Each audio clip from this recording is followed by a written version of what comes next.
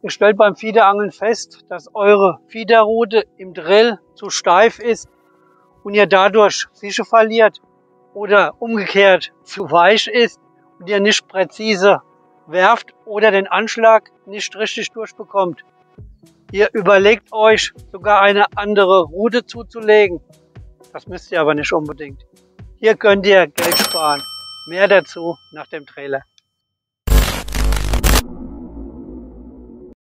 Hallo und herzlich willkommen mal wieder bei MS Friedfisch TV und für alle neue Gesichter. Mein Name ist Michael Schlög und meine Passion ist seit über 50 Jahren modernes Friedfischangeln pur. Ich führe Workshops in Gruppen sowie in Privatcoaching direkt am Wasser durch.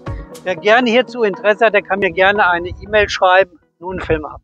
Ich drille den Fisch und schon wieder ist er ausgestiegen, obwohl ich keinen Drillfehler gemacht habe.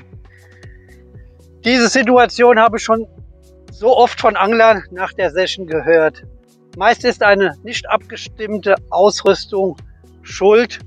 Ist die Rute zu steif, dann besteht auf jeden Fall jederzeit ein höheres Risiko, dass der Fisch ausschlitzt, der Haken aufbiegt oder gar das Vorfach reißt. Die ausgewählte Rute ist demnach nur bis zu einem bestimmten Setup abgestimmt. Fakt ist, mit einer weicheren Rute verliert ihr den Fisch viel weniger und reduziert Fischverlust. Eine weichere Rute zu kaufen spricht eigentlich nichts dagegen. Man kann es aber auch billiger machen. Hier mein Tipp. Ich habe festgestellt, dass man alleine bei der Wahl der Fiederspitzen die Aktion der Rute verändern kann. Je kürzer eine Fiederspitze ist, desto steifer wird die Rute in ihrer Aktion. Oder umgekehrt, eine längere Spitze bewirkt, dass die Rute bis zu 20% parabolischer oder weicher wird. Aber wie kann das? Der Grund hierfür ist, dass auch das zweite Teil, wo die längere Spitze reingesteckt wird, automatisch weicher wird. Die Rute wird zwar in ihrer Gesamtlänge minimal länger, aber unerheblich. Ich habe daher in meinem Spitzenetui kurze Spitzen für einen schnelleren Anschlag oder weitere, präzisere Würfe zu erzielen, die Originalspitzen sowie längere untergebracht.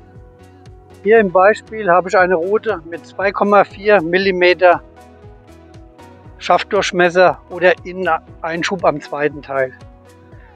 Wie ihr sehen könnt, so habe ich allein in der gleichen Biegungskurve insgesamt 3 gleiche Spitzen, aber mit dem Unterschied in unterschiedlicher Länge.